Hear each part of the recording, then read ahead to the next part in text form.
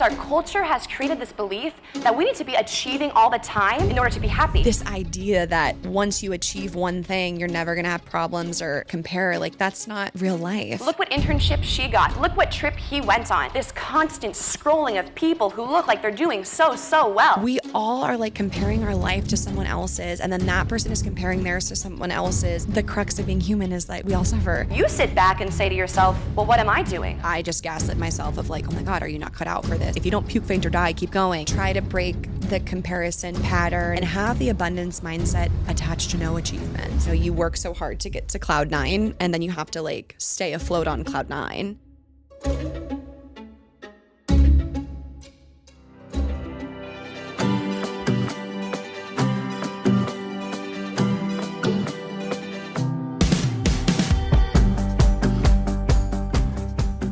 Victoria, welcome to The Squeeze. Thank you, Tay.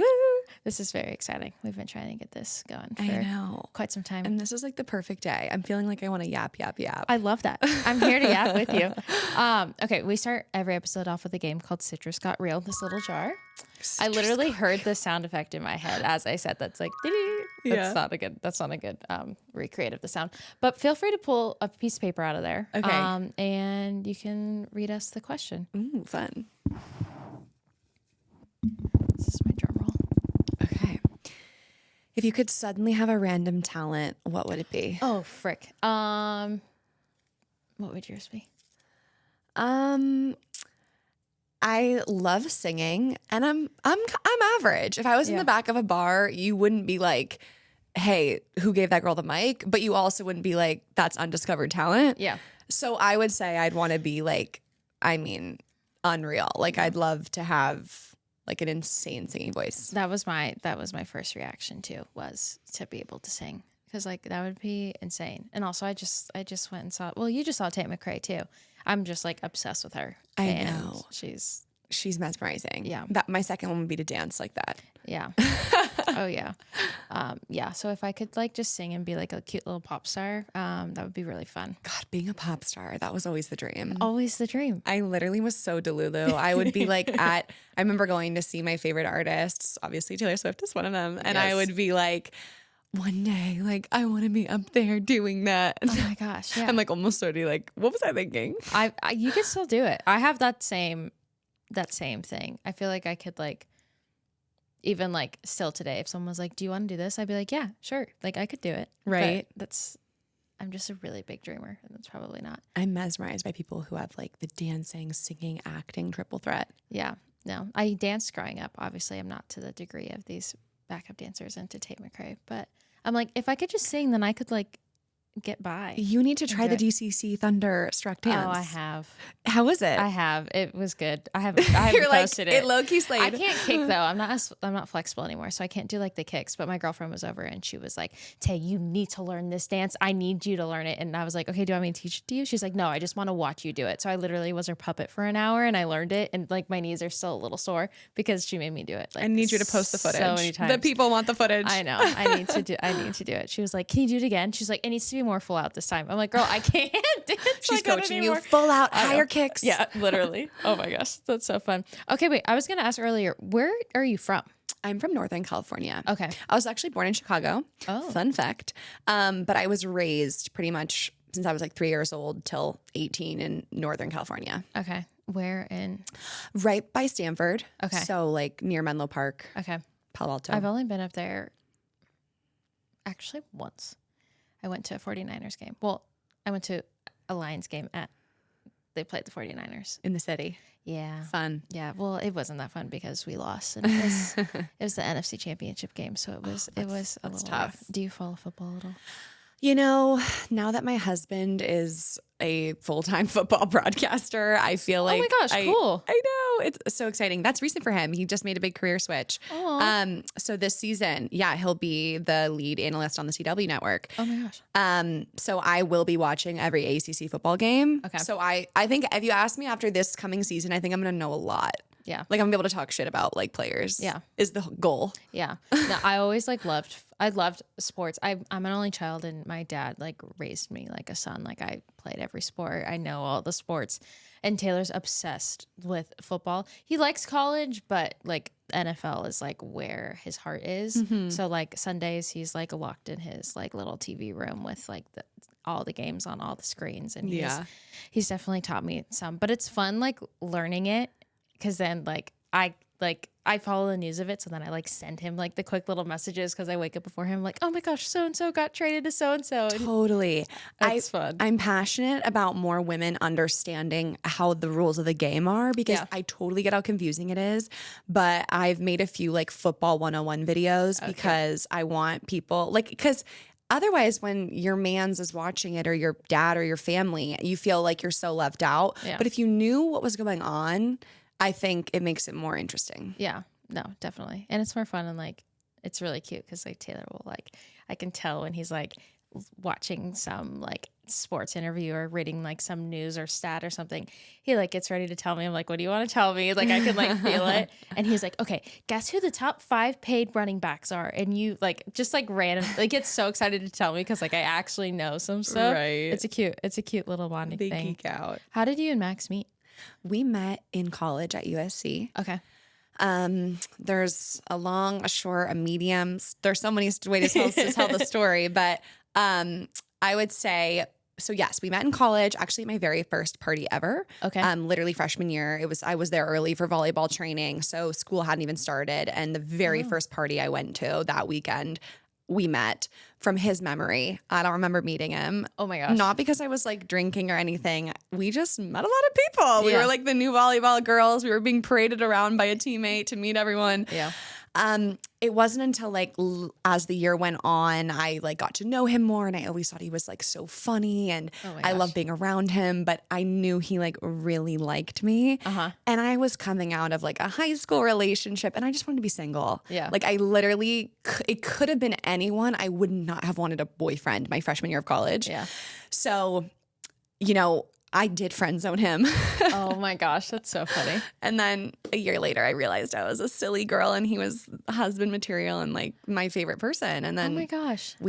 I basically had to like give him an alley-oop to ask me out because I had kind of dodged him a few times. Yeah. And so then that hangout, I remember we kissed, and I like don't even remember it because I was just like butterflies the whole time. Oh and my then gosh. from that moment on, we've like been inseparable. That was 8 years ago. Oh my gosh. Oh my gosh. That's so sweet. How funny is that? We have a friend that is the same. They don't remember, the girl doesn't remember their first meeting, but the guy like absolutely remembers it. And she's like, I didn't mean to, but like the same thing. It's so cute. That's It's really like sweet. kind of the love at first sight type of thing. Yeah. He always says, he's like, I saw your smile and I could just tell you were like so genuine and not like, you know, I say not like the other girls. Not like not the to other be ones. so pick me because we love other girls. Yes. But I think it's cute that he says it was my smile. Oh my gosh. Wait, that's so sweet. And you guys have just been together ever since. Yeah, we have. We've done long distance. We did 3 years. He was at Pittsburgh. I was at SC because he transferred. Okay. And then he was in New York. So we have,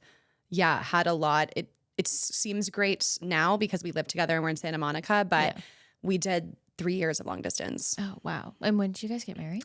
We got married almost 2 years ago, August 13th of 2022. Okay. Oh, great. So we were just like a couple months behind. I you then. know. Yeah. Oh my gosh. I love that. I remember seeing your wedding online. It was so gorgeous. Oh, thank you. It was fun. Okay, let's dive into this mental health talk. Before going into college and being an athlete, was mental health a thing for you? Was it in your family? Was it talked about? I would say it was not. Okay. I was someone who was always trying to be like a standout in my class, especially when in sports. You know, in 8th grade, I was like female athlete of the year. And so I say that because I was really focused on like succeeding, and I put a lot of my worth and like my ambition and my drive and, you know, the pursuit of success. Yeah. So when I would hear about mental health, which wasn't a lot, these are different times. I feel like we're now like our parents were like, it was different times. Yeah. Like, and I know for them it was major different times with mental sure. health, but I only remember like a few specifically one like seminar in high school, my sophomore year, where we had something about mental health education. And I remember just thinking, not like this isn't important, but just being like, oh, I can like zone out because this just won't ever affect me. Like I work too hard. I'm too focused. Yeah. I'm too strong.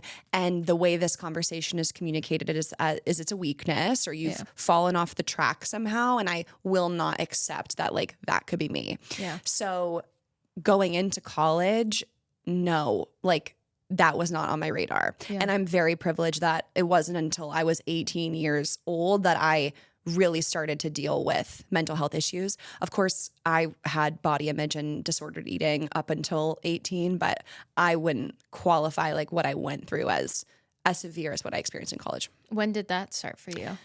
Oh, young, I would say. I think I remember being like 12 or 13 and being really aware of my body and how much I weighed. And I was that young, having like slim quick shakes for meals. Oh, wow. Yeah, I was me. It wasn't that bad. Maybe it was. Oh, wow. Yeah. So would you say that, do you think it got worse as your mental health worsened, your body image stuff? Or was that just like, has that always been a thing for you since you were a kid? I think it got worse because when I was in, before college, I would diet, I would count my calories, I would do these crazy things to lose weight. And I was very like into it. And it was definitely not healthy. It was not normal. But because I was able to kind of keep up with my rigid rules and routines, it never like, I think, got too far. The problem was in college, I was dealing with performance anxiety and I was in a completely new environment. And, you know, we were lifting weights like crazy, like I'd never had before. I'm way hungrier than normal. I mean, our double days, we're going through 2 practices, a lift. Like, I mean, my practice block freshman year was the hours of 1 to 6. Oh, wow. Was during the school day, Monday through Friday. It was dedicated to sport. Not that we were like exercising from 1 to 6, but that whole block was either 2 to 3 hours of practice, an hour lift, film, you know, fuel, rehab.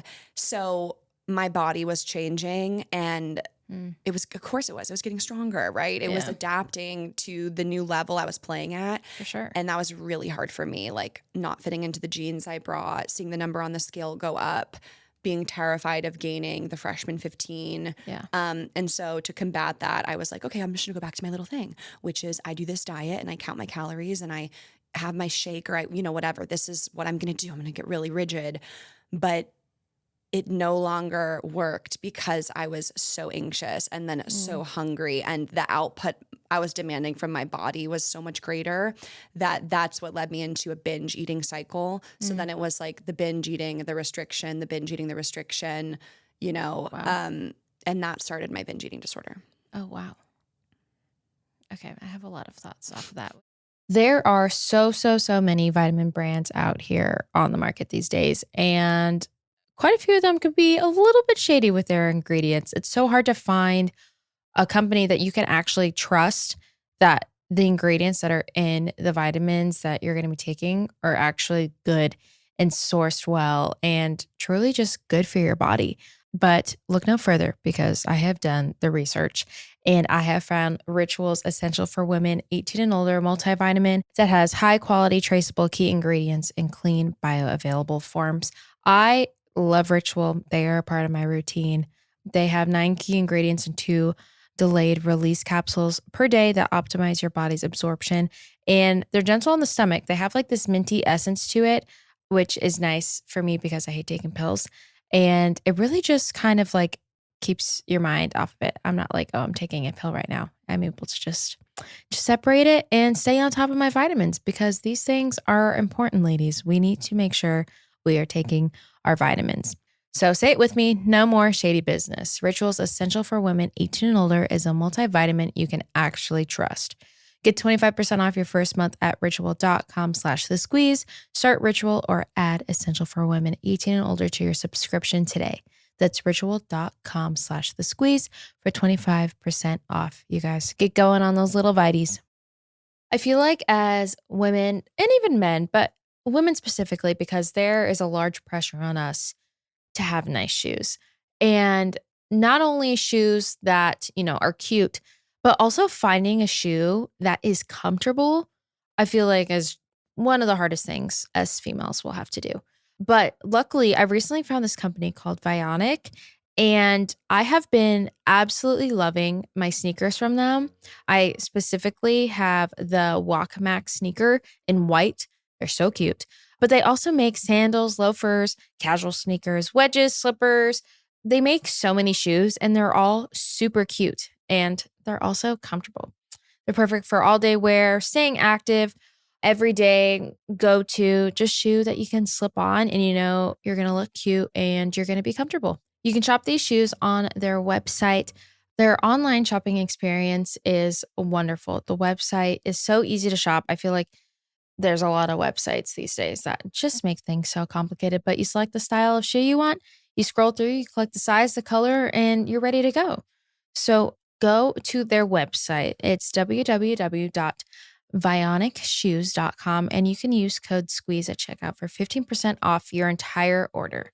When you go to www.vionicshoes.com, when you log into your account, this is a one-time use only code. Check out their shoes. Why are so many dogs suffering with health issues? Well, actress Katherine Heigl, who's helped save over 16,000 dogs through her foundation, says that she's seeing more issues with dogs' joints, odors, and health than ever before. And after doing a ton of research, she feels that there's one place we can look to support any dog's health, and that's their food. So she decided to create something she actually could feel good about feeding her dogs, and it's called Superfood Complete. Superfood Complete is made with over 30 of the healthiest ingredients on the planet, including several superfoods vital to your dog's health. Badlands Ranch also supports the Jason DeBus Heigl Foundation, which has helped rescue thousands of dogs and place them in loving homes. I don't know about you, but dog health and wellness is something that is so near and dear to our hearts. Our dogs, you guys have seen them on many of these episodes before. They are our little angel babies. We want them to live forever and ever and ever and ever. And implementing something as easy as Badlands Pets Superfood Complete is something that is just, it's so easy for us to do, but also the dogs benefit just as much, if not more, which is so great having a company that you can trust to support your dog's health and wellness. You can go to badlandsranch.com/squeeze and order right now to get up to 50% off your regular priced order with a 90-day money-back guarantee. That's a freaking steal. If you want your dog to experience all these incredible things, go to Badlands, BADLANDS, ranch.com/squeeze today. Let's get their health and wellness going. When you were saying the first part about you being a kid, and doing that in junior high and high school and getting through that, I related to that recently. I was, I danced my entire life. And after school, I would have that same schedule. I danced every day after school. I did it in the mornings before school. And I recently was talking with someone and I was saying In-N-Out has good lettuce. And they were like, why do you know that? I was like, oh, I used to go after football games, we would go to In-N-Out. That was I don't know if you guys did that, but that's what we did. And I would order lettuce and eat lettuce. And that would be the only thing I would ever eat. Not there. even the lettuce patty, just the lettuce. No, just strictly lettuce and a little thing. And someone was like, were you okay? And someone literally just asked me if I had any form of disordered eating or what was going on. And I was like, oh, that's a good question. I never actually thought about, that probably wasn't a thing. Cause same thing. I am a smaller person, but I always I have quads. I always have had meat on me. And when you're a little ballerina, that's not a desired thing. So I was like, oh, maybe I did. And a lot of that was really normalized. I think when we were teenagers, it was not a weird thing for me to be on a diet and counting calories and have my meal plan pasted to the fridge for my whole family to see that I was trying to lose 2 pounds a week. That was, oh my God, good girl. You're so on top of it. That wasn't a weird thing. Yeah. We just didn't know. I feel from working, this is a sidebar, but from working in the hospital and then having PTSD, my brain has forgotten so much stuff. And I randomly get little things back in my brain. So I'm just remembering little things from high school right now as we're talking through it. I was talking about that with my therapist this morning because I feel like I have a bad memory is what I'll say. Yeah. But she is pressing me to realize like my like high functioning anxiety like has like 1,000 thoughts happening at one time. So of course I can't like really process a moment I'm in and remember it well. But like if I do sit down and I try and I think and I go back to look at the pictures, like it comes back to me. Yeah. But I do think like with trauma or things that we experience that are really difficult in our life, your brain doesn't remember all of it. Yeah. And also, I don't know if you feel this way as an advocate for mental health, but I found that I've done so much storytelling around it. Like, I mean, I used to travel around the country and give keynotes, and there's only so much you can say in 45 minutes. And so I've almost felt like it's this weird relationship where my story is so much bigger and my experiences are so much more vast than what I like go to say immediately, but it's what I decided to put on paper and put into a talk. Yeah. And then this is why I don't do that much public speaking anymore. And then that's so warped. It's like I'm performing a telling of my issues and then I'm hoping people like it. So I'm like seeking validation in the way I deliver it and that the people who paid me to be there think it was good. And then I just couldn't do it. I was like, this feels, it's not working for me. Wow, that's so real. I love your therapist's advice because I relate to that so hard. And that made me feel very validated because that is how my brain is. I'm like, I always have to have a piece of paper like by me if I'm working because I'll be like responding to emails and then doing something on my phone and then I'm like writing another thought that's coming to my mind. So I always have that piece of paper because all of my little things and then I'm like, oh crap, I forgot what they were because there was 15 million of them. So now I've been like writing them down on a piece of paper to like actually get them down so then I don't forget. That's good. Quote unquote. She would say, if I'm cosplaying my therapist, yes, that the next step is like, of course there's going to be really important things, but like just like not writing it down and being okay with like something's going to fall. Yeah. And like, I'm going to be fine and my business will be fine. Like, I think as entrepreneurs, like no one's going to work hard on your business than you. Yeah. And so you have all these thoughts constantly. People and also just like care as deeply about it. And I think I just have this like, oh my God, like it used to all live in my brain. And now we have a calendar system and we have an Asana and we have all these processes and I have people who help me, which is amazing. But even like on my drive here, like I'm listening to an audiobook and I'm trying to be present. And then I'm like, oh my God, did I do the thing? And I was like, we're here. We're driving. We're doing this. Like, and if I remember it later, I'll remember it later. And if I don't, no one's going to die. Yeah. Yeah. No, it's so true. I feel that. Yeah. I feel that same way as like, but it's hard being an entrepreneur and like having all of these things and like, yes, you have people, but like, it's not their life, but this is like my life. Like all of these things are like my babies. And so like learning how to like turn my brain off and I don't sit still very well. I always feel like I need to be doing something. So like trying to find that balance of, okay, no, I can't actually like turn off. Like if the social post goes up an hour late, it's okay. Like if these things happen, it's okay. The world's still going to turn and it's still going to go. Totally. And I'm reminding myself trying to learn all this stuff too. It's kind of, I think the growth state I'm in right now is healing my perfectionism and deep sense of urgency. Have you done like the Enneagram test before? I haven't, okay. but I think people tell me I forget what they tell me. A 3. A 3. That, yeah. Yeah. I'm a 2-wing 3. The 3 is like the perfectionist achiever person. Yeah. 2 is like the helper. That's like my nurse in me comes in. But yeah, I have the 3. So I'm not as achieve oriented as you, and a couple of my close friends are like very similar to you, but that's definitely like a driving force in my life. Okay. Back to the story because we got sidetracked and this is probably going to happen 5 more times. When did your anxiety start to set in when you were in college? I would say it was gradual and then it hit me all at once. And when I feel like this, it's almost like, did you see Inside Out 2? I haven't seen it yet. I know. I haven't seen the first you are one. Like the person who should I be know. seeing it. I know. I'm so bad with seeing like, this is my problem. I can't sit down. I feel like there was a moment that this door in my brain opened to like the floodgates of anxiety and fear and paranoia. And I was in practice and I made a mistake and we're undefeated and we're the number one team in the country. And I feel like in that moment, I just was like, oh my God, like I can't make mistakes. I can't like, and everything changed. And I feel like that's when I started overthinking everything and like not being able to go to sleep at night and, you know, feeling my heart pound as I like biked to the gym and then being in the gym and not being able to stop thinking about the possibility of fucking up somehow. So it was gradual. And then I didn't even have like the language to say performance anxiety. Yeah. I just gaslit myself of like, oh my God, are you not cut out for this? Like, what do you not have that the other players do? If your coach knows he won't play you, if your teammates know they won't trust you, like, wow. You know, you like pull on this every sports quote. If you don't puke, faint, or die, keep going. Right. Yeah. Oh, so, that was how it started.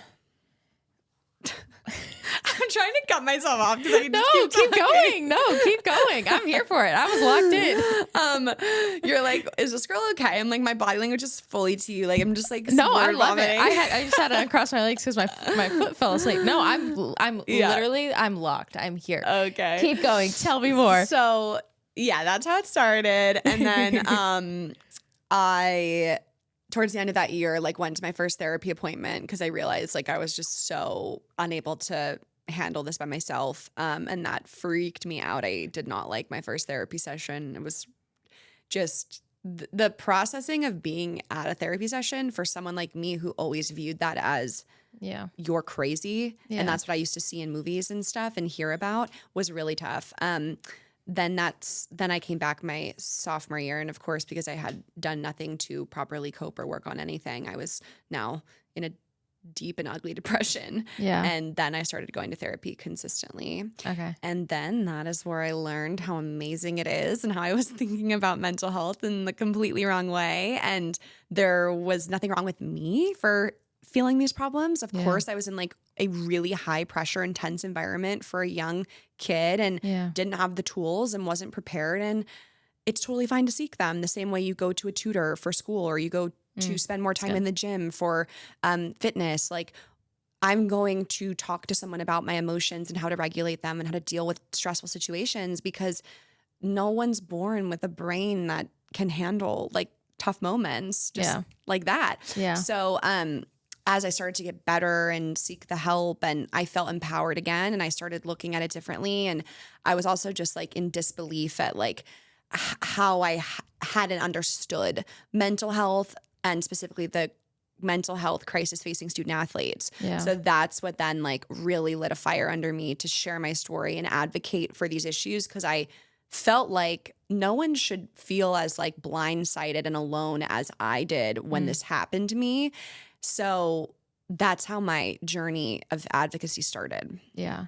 Dang, I love that. So what year, so your sophomore year, you started like fully going? And then, the spring of 2017 is when I gave my TEDx talk, The Hidden Opponent. Okay. Oh my gosh. How was that? It was awesome. It was, it's kind of wild, like to think that I did that and look back. That like changed my whole entire life. And I almost didn't even get it. I was like dropped from like the third round of the auditions. Oh, wow. And then I got called back at the last minute. And I think I kind of scared them into giving it to me. I was like, I don't know I have me like on my bike practicing what I was saying. Because when I didn't get it, I was like, oh, that's okay. Like, you know, like what did I think I was going to give it? Yeah. And then when they called me back, I was like, okay, come on. Like there's something. So I was like, I don't know who you are talking to. I don't know what they're going to talk about. I'm sure it's lovely. We are in a crisis when it comes to student athlete mental health and no one is talking about this. And this is 2017, like no one was talking about it. And shout out Winnie. She was head of the committee that year and she really pulled for me and believed in me. And it's the most viewed TEDx talk from USC. Oh, wow. Well, congrats to you on that. Thank you. Thank you. And I say that part not to be braggy, but because if you really believe in yourself, there will be people who doubt you or just think, you know, I think a feedback point I got was, there's too many TED Talks about mental health. And this is 2017. Like there weren't nearly what there is now. Oh, yeah. But I just really believed in it and I knew it was needed and I fought for it and it worked out. And so I think if someone's listening, even if someone says no or they're not sure, like don't let that be your final answer. Yeah. No, I love that. I love sharing those numbers. It's important. And you worked hard for it, you know, and you are very deserving of that and all the things that I come from that because of your heart and just like you can see like how passionate you actually are. And if you weren't as passionate as she thought you were, like you wouldn't have done all of these things. So it was very, Thank you. very well deserved. And also didn't you start your freshman year too? I did, yeah. Well, yeah, I could imagine how freaking nerve wracking that would be. Yeah, I mean, that was like my goal, right? And I started and played in every game freshman year. And that was also the irony. Like when you get something you've really wanted and worked really hard for and it's happening and then you're there and it's just, you have to maintain it. Like I used to say, you work so hard to get to cloud 9 and then you have to like stay afloat on cloud 9, which is difficult. Yeah, for sure. When you were first starting to go to therapy, was there like something that was like a light bulb moment or like something that made you feel good or something you had never thought about, maybe like a different perspective? I think just the actual art of looking at the past and connecting dots to understand why you are the way you are in the present moment was like eye-opening for me. I'd never thought about that before. I think I remember an early session where my therapist at the time said to me, well, something like, why do you have to achieve? And I was like, what do you mean I achieve? Yeah, and what do she you was mean? like, why? And I was like, oh my God, I'd like never asked myself that. Like, what is and that's still something I am like unlocking today, right? It takes years. Yeah. But I think it was just the actual like act of sitting there and talking about the way that things have impacted you and created the person you are and the way that you think was so fascinating to me. I mean, I love it so much. I love deep conversations. I saw this TikTok the other day I sent to my best friend and it was like, my best friend and I don't even gossip anymore. We just sit there and we assess why someone is the way that they are and talk about what they're projecting. And I'm like, that's literally us. I'm like, if someone's like rude or mean or anything, I'm not like, oh my God. I'm like, wow. Yeah. I wonder if they were loved at home. I wonder if like that's how their childhood was. Yeah. I'm like, they're projecting. I really go there. Oh my gosh, that's so funny. It's hot now. It's summer. We're here. She's come full swing. And it is so important. I cannot stress this enough to stay hydrated. But it's definitely a little hard to do that when the best way to do that is drinking water. And water doesn't, it just doesn't do anything for the taste. So that's why I love to incorporate Element electrolyte packs into my routine and drinking them every day. I didn't know this, but electrolyte deficiency or imbalance can cause headaches, cramps, fatigue, brain fog, and weakness, which none of us want. We don't want that. So incorporate some Element into your routine. A little more detail about Element. They are a zero sugar electrolyte drink mix born from the growing body of research that is revealing that the optimal health outcomes occur at sodium levels 2 to 3 times greater than government recommended. Each stick pack delivers a meaningful dose of electrolytes free of sugar, artificial colors, or any of those not so great ingredients. Element is formulated for anyone on a mission to restore health through hydration and is perfectly suited for athletes, people who are fasting, following a keto, a low carb diet, paleo diet, whole food diet, whatever your diet is, it's pretty good. Not only does it do that, but it helps keep your skin hydrated. It can help regulate digestion. Electrolytes, we just need them, man. And if you're not taking them, you should probably visit drinkelement.com/thesqueeze and try a sample pack. But all jokes aside, you can get your free Element sample pack with any purchase at drinkelement.com/squeeze. That's drinklmnt.com/squeeze. Also try their new Element Sparkling, a bold 16-ounce can of sparkling electrolyte water, which is just chef's kiss. This episode is brought to you by No CD. Have you ever had recurring unwanted thoughts pop into your head that you just couldn't shake? Maybe it's a concern about your health, a fear of something happening to a loved one, or a disturbing image that keeps replaying in your mind. Thoughts like these can feel uncontrollable and cause a lot of distress. And if you've ever dealt with them, you might have wanted the anxiety to just go away. So maybe you tried to do whatever you could to get rid of it, thinking that if you asked for reassurance, checked in on whatever you were worried about enough, or tried to avoid anything that might trigger the thoughts, it would help. But no matter what you did and how much time you spent on it, the thoughts remained all-consuming and the anxiety just kept coming back stronger. If you can relate, you are not alone. These could be signs of obsessive compulsive disorder or OCD, but it's common for people to overlook them or dismiss them as general anxiety because they think OCD is just about organizing or hand washing, which is a major misconception. The truth is, OCD can latch onto anything that matters to you, and whatever it affects, it's serious. But with the right kind of therapy, it's also highly treatable. OCD needs specialized therapy, though, because other forms of therapy aren't typically effective, even ones like talk therapy. That's where NoCD comes in. NoCD is a virtual therapy provider for OCD that makes getting specialized therapy easier than ever.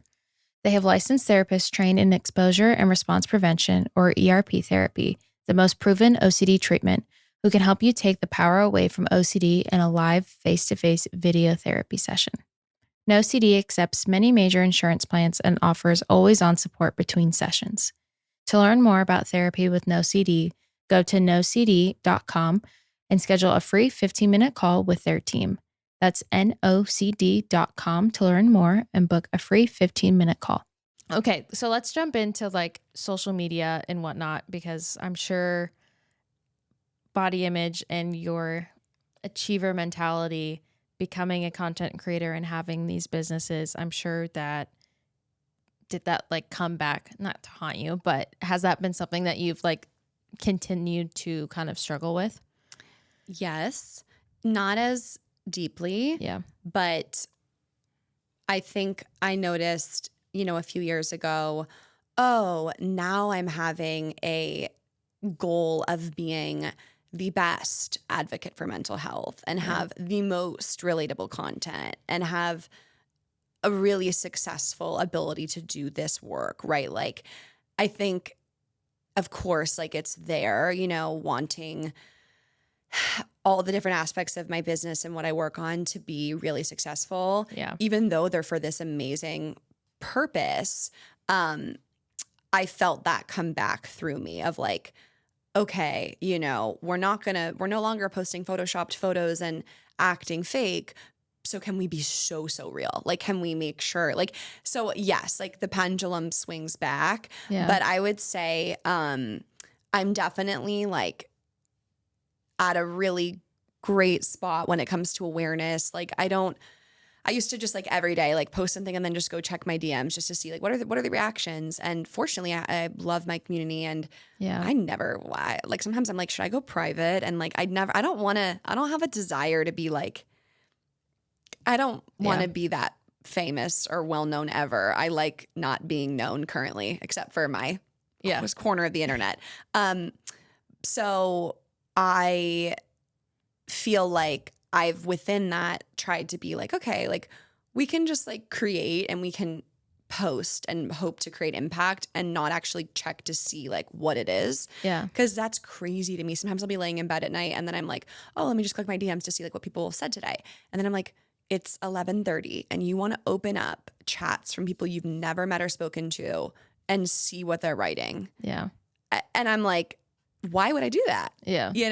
But then of course so it's good. like fun because I want to interact, and majority of the time it's good, but also just that's like crazy. Like our brain's not designed for that. Yeah. No, it's so true. Finding that like that balance. I feel like I'm the same way. I kind of like pendulum swung a little too far. And like when we first started the podcast, I like would never read a comment. I wouldn't like look at anything. And so our listeners, we call them lemon drops. Our lemon drops would comment on our post and be like, I know, Tay, you're never going to see this because you don't look at the comments, but I really like today's episode. Like things like that. I'm like, okay, I actually need to start like implementing this, but finding that like healthy way of, posting, I'll like leave it open for like a couple minutes and then like where I'm at now, like I forgot I posted this morning and I'm just remembering now, like in this conversation, like being at that place is something that I like really like love and strive for. But I feel like everything you just said, like about your content makes sense, but it's also like, I feel like your content's like very intentional. Like I feel like, I don't feel like you're like pumping out content to like pump it out. Like it feels very like intentional and like genuine. I'm definitely not. I'm definitely not. And I think sometimes I'll be tough on myself. Like, oh, I see content creators who like have a post every single day and they have a plan. And then I remind myself like my content is based on my feeling or inspiration of the day or the week. And I just simply can't predict like this is what I'm going to feel the next 7 days. Yeah. And I don't know. I just like don't like to function. Technically, I could delay everything a week and be like, you know, and then that way I could have a consistent flow. Like I have no idea what I'm posting this week, next week, the week after, the week after. No idea.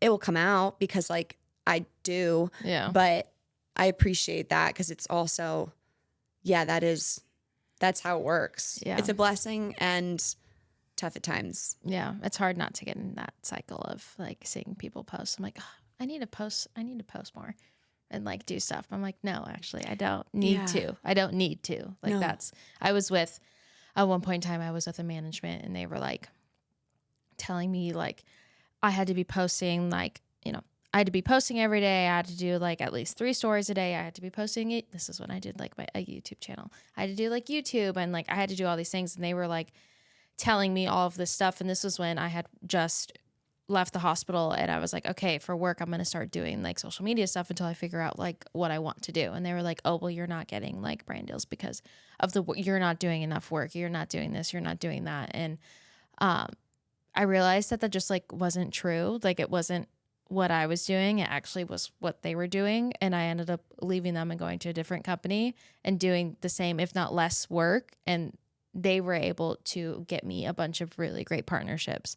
So I had to learn. I feel like I learned it. And during that time, I was like, no, I actually don't like need to do this. Like, it's okay. Like my followers are going to come when they come. Like content and like engagement, it's going to come. It's going to be there. So not to like stress about it. And the quality is important. Like you want to feel good about it and not like you're being turned and burned. I've had that same experience and it's like just not good for your mental health. And you have to be like, I can't like do this much stuff. Yeah. No, it's hard. Props to people that can do it and are alive and thriving and well, because I cannot. I cannot do that. That's just too much for me. Okay, when did you start doing your #RealPost? I started doing #RealPost that same year in 2017. Oh, wow. Okay. I had a really big awakening. Like it was a big 180 in my life. And that was really inspired by this trip where I was at the beach with my family and I got this like bikini photo that I had, you know, slaved away for and dreamt of getting all trip. And, you know, it's like you want to post it just so you can enjoy your trip, right? Like I've got my photo out and now I can enjoy my trip, which is just wild that we like don't have permission to enjoy the moment unless people have validated like our outfit, our body, our experience. So, you know, I was going to post that and my older brother and I had this deep conversation. And he basically was just like, what are you doing?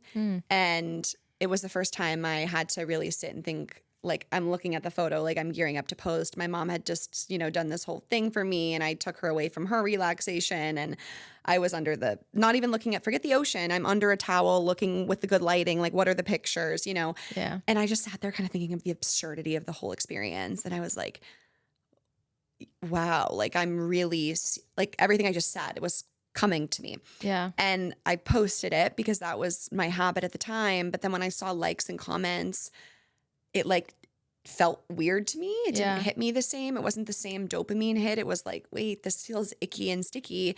And literally the next day I was sitting on a beach chair looking at my yaya and just thinking like, Are you Greek? I am Greek. Are you Greek? Yes. Shut the F up.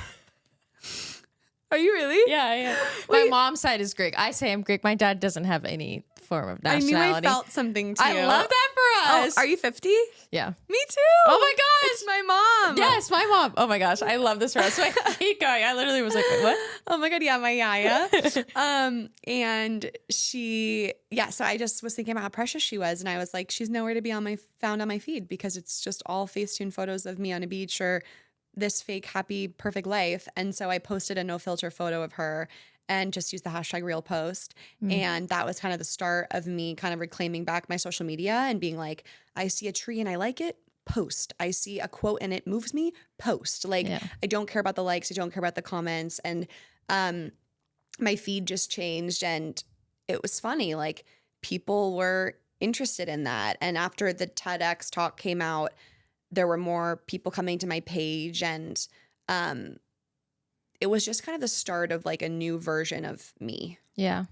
It's funny because I feel like, I mean, I don't know this, but if I were to guess, like now when you do those real posts of like, you know, when you're sitting and like you have a roll, or like what our bodies just look like majority of the time when we're not sucking it in and doing all these poses, like I bet that actually probably does better for your engagement than like a normal like cheesy photo of you would. Definitely. I feel like if I would have kept going with this like idea of what I thought my life should be, I would not be sitting here with you today. Yeah. So it's like stepping into your authentic self and being who you are. Like I care so much about that. Like I want everyone to be themselves, because whether it's about tied to a career or something down the line or not, your experience of life and like the connection you can have with people and with others is going to be so much greater because it's coming from a place of being real. Yeah. Yeah. No, it's so good. I love those posts. Oh, They thanks. make me feel good. Okay. So when did you, I want to talk about your nonprofit because I also have a nonprofit and we got to Yay. support our nonprofit girlies. We do.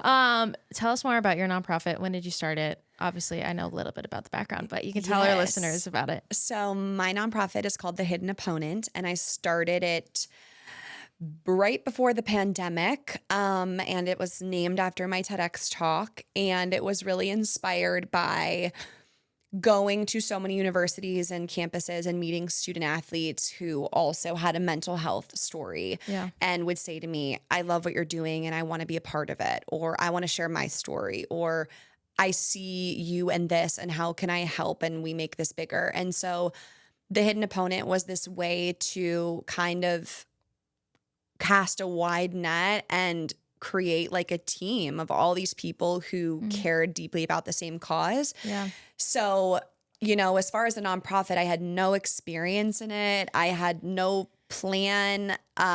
You know, I always, when we're talking to people about THO, we really did a reverse model. People usually assemble their board, they raise funds, they do all the stuff. We did it backwards. We started with community impact and engagement and then had to put all the other pieces into place. So I'm just so grateful for the community. It's so special. And we do those things. Yeah. Athletes all around the world are able to share their stories with us and know that they have a voice and a platform. We provide free resources to student athletes to help educate them on the mental health issues that they're experiencing. We just signed our partnership with Adidas, which was just so surreal and reassuring for us to have Adidas believe in our mission. And we have so many exciting ways that this is going to help us create further impact. So it's amazing. And then on a personal note, like I'm feeling farther and farther removed from my student athlete days as my life goes on. Yeah. So to have THO be able to keep going, and now through the voices of the athletes of today and their stories, just makes me so happy, because it's still a problem. It's still an issue that needs attention. And like anybody, you know, I now am married and I don't play sports every day and I'm not depressed right now. And there's other things that I'm interested in and that I want to do. So I'm like every day, like I'm so glad that one day on my shag carpet, I Googled how to found a nonprofit, because now this incredible community exists where I can still be a part of that change from a founder standpoint, but also not feel the mental toll of it being like on me posting Instagrams and giving talks about it every day. Yeah, that's so good. What do you feel is like the biggest thing that still needs to be done to better support athletes' mental health? I feel like most sports teams have an athletic trainer or someone there to tape ankles and to deal with physical injuries, which is so important. And the access to that on most sports teams is not even a question. It's there. That next level would be having that same ease and access to a mental health professional who can deal with the invisible injuries and the hidden opponents. So, you know, that's something that I think is major, and it varies. You know, I was really grateful and privileged at USC to have the red carpet rolled out for me at that Division I level of USC athletics.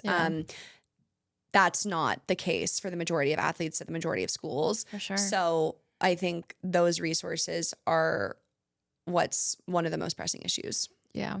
I relate to that in my field of nursing. That's something that I'm like so passionate about, is like making an actual like counselor available to these people. Cause like when I was working and like in the height of COVID, no one was like, hey, do you want to go talk to a therapist? It was just like once a month we'd get, which we kind of already did anyways, but our like nurse manager who was like in charge of our floor, she would like pull us in her office and be like, how are things going? And like, you don't want to say you're like struggling in front of the person that's like literally employing you and could fire you at any moment.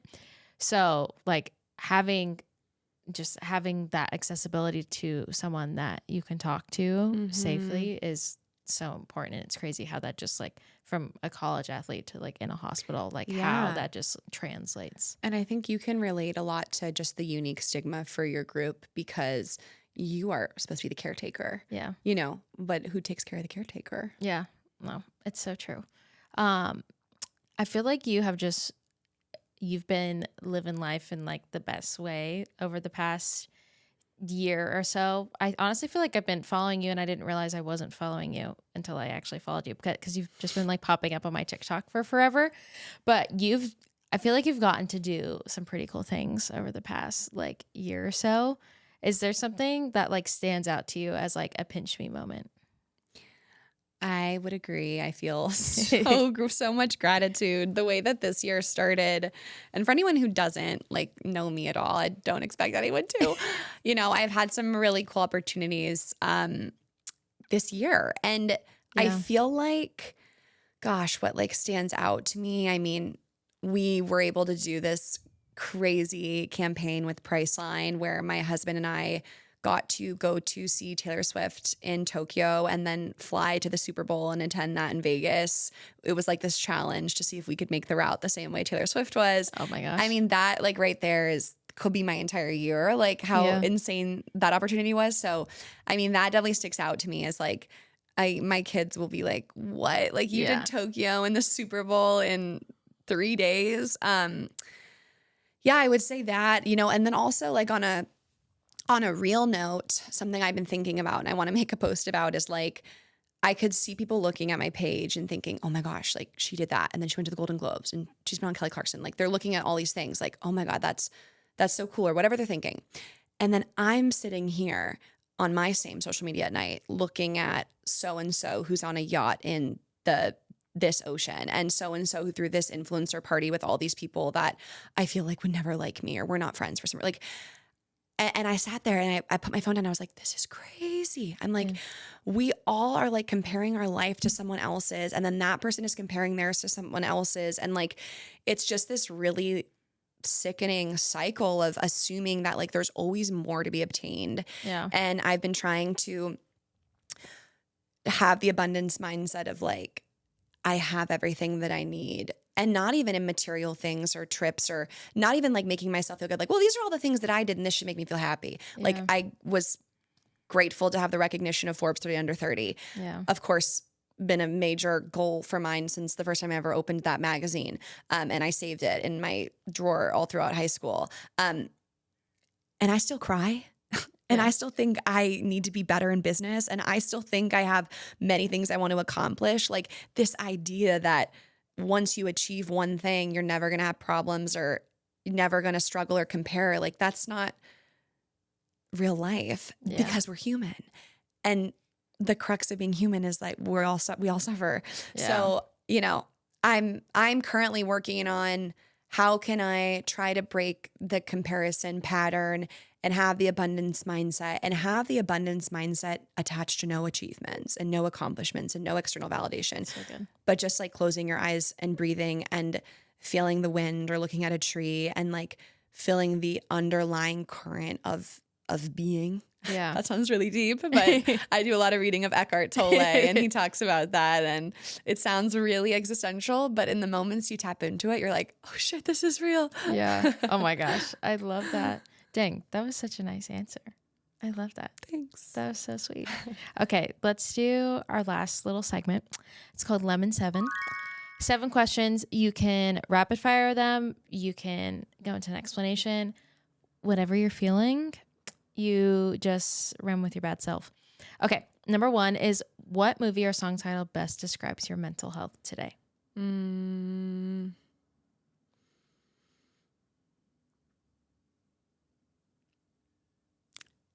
mean, I want to say Peace by Taylor Swift because I'm feeling peace, but I know the lyrics of the song aren't really peace. Aren't peaceful? So that title. Okay, yes, the title. That works. That's funny. Number 2 is, how open are you with people in your life when struggling? Very open. Love that for you. I could have guessed that one. 3, if you could follow any 3 social media accounts, what would they be? They could be from like any platform. I would follow my husband, Max Browne. Shout out, throw him a follow. I would follow Eckhart Tolle, who I just mentioned. And I would follow some sort of puppy account. Love that. I'm there for that one. Number 4 is, what is your favorite form of self-care? My favorite form of self-care is, I want to say, spending time with my people. Yeah. Whether it's my best friends, Max, family, spending time with them and like not having my phone be involved in that time. Yeah. I feel like that I'm very similar to you in that. Like, we'll have a really busy schedule, and like our like close friends who like I don't need to like be on for will want to hang out. And Taylor's like, you really want to like have people over? I'm like, it's our people. Like, it's not really like, it's not draining me at all. If anything, like after I'm like, oh, that was fun. Like I have like a little bit more energy. Yeah. Yeah. But it's only with a certain amount of people for sure. Okay. Number 5 is, what is the most misunderstood thing about you? I love this question. It's my favorite one to ask people. So kudos. I would say, God, I haven't answered it in a while. And you know how it changes often? Yeah. Do you know yours? You can go first and inspire me. What would mine be? I guess I haven't answered this one since we started the podcast. What do you think about me, world? I'd be so terrified when people post like, what are your assumptions about me? You would never see me putting that chat box up. I know, I've never done that. Watch me do it later after you leave. Like, what do you think about me? I could not handle that. Like, it feels like it's just like asking to receive negativity. Yeah, I think the biggest thing I've seen like on the internet that has been misunderstood is like how normal of like a life I actually live. Like, we were just recently talking about this. We did a brand deal. And actually, no, it wasn't a brand deal. It was just a story I was posting of a spider that was in my laundry basket. And like Taylor had to come and like kill it because the laundry basket had like holes in it, and it was a whole nightmare. But I had so many replies from people, and they were like, oh my gosh, you do your own laundry? Like things like that. I'm like, yes, I do. Like, I'm not a Kardashian. I mean, this is nothing bad to them, but I'm not like at that level of status where, I doubt Taylor Swift is doing her own laundry. Like, like I don't have people working for me doing my laundry. So that would probably be the biggest thing. Like, my life is truly, obviously, same thing. I get to go do all these amazing things, go to these amazing places, these trips, and all of that is definitely not normal per se. But like my everyday like life, I mean, when you literally showed up, I was sticking a note on the door for the freaking pest control guy to clean out our garage. Like, please, if you see this. So like that would be the biggest thing, is like my life day to day is pretty normal, and like I like to keep the normalcy that way. I love that. That's a really good one. Oh, thanks. I still don't have one because I was listening, but I think I would say, I don't know. I feel like people think I'm super happy, and I definitely am a bubbly person, and I'm happy, but I think people probably don't realize like how much my mood fluctuates, and I'm not always happy. I'll have people all the time. Well, not all the time, but recently I had a friend be like, oh, I wouldn't have known that about you. Like, I thought XYZ about your life. And I'm like, no, like, I'm like everyone else. Like, I've had shit that I've gone through that's not fun and ideal, Yeah. So I would say that. Okay. Number 6 is, who's had the most positive impact on your mental health? I would say my husband, Max, comes to mind at the moment. Yeah. He is literally just like the best. I saw this meme the other day that was like, thank you for loving me when I'm struggling, when I'm upset, when I'm mad, when I'm impatient, when I'm agitated. And like, I just feel like he is the best. Literally, I call him he's my battery. And whenever we hug, I'm like charging. Oh my gosh. Stop. I just got that little visual in my head. Literally, like he'll be like, do you need a charge? I'm like, yes. Oh my gosh. Stop. That's so cute. Wait, I'm obsessed with that. Okay. Last one is, if you can go back to one moment in your life, what moment would that be? And what would you say to yourself? So many ways I could take it. Funny, deep, real. I think I would probably go back to my wedding day, and because I want to live it all over again. Yeah. And I would probably say to myself, I don't know, like, because I did really enjoy it and I had a lovely day, but I would just want to live it over again. So I think I'd go back and I'd say, this is me coming to you from the squeeze, giving you one more chance to live this day. So enjoy it, bitch, because you're not getting another one. I love it. That's so good. And it's so real. And if you're listening to this and you're going to get married, this is us reiterating that to you. It's so hard. I second that one. Yeah. I second that one. I was ready. I mean, we had like a wedding weekend. So we had 2 days of events before our wedding. And then one day after, and actually the second day, I had a full on like anxiety attack because everyone's like, it's going to go so quick. You're going to blink. It's going to be over. And I was like, I don't want it to be over. Like I literally like had a whole like panic attack, and our pastor had to like calm me down because I was unwell. But all that to say, wedding day was great. And then our night after, I was like, okay, I've lived this and I'm good. I'm good. I don't need to see any more people. I'm ready to go home. So I feel like I got to like fully soak it in. So if you're listening to this and you're getting married, soak it in. Coming to you from the squeeze. Well, don't squeeze it out. Yeah. Soak it in. Yeah. She's punny. She's punny. Thank you so much for joining me. Thanks. This is so fun. We're going to link her social media. We're going to link her nonprofit. And then also, we didn't really talk about this, but your podcast, Real Pod, we're going to link it down below.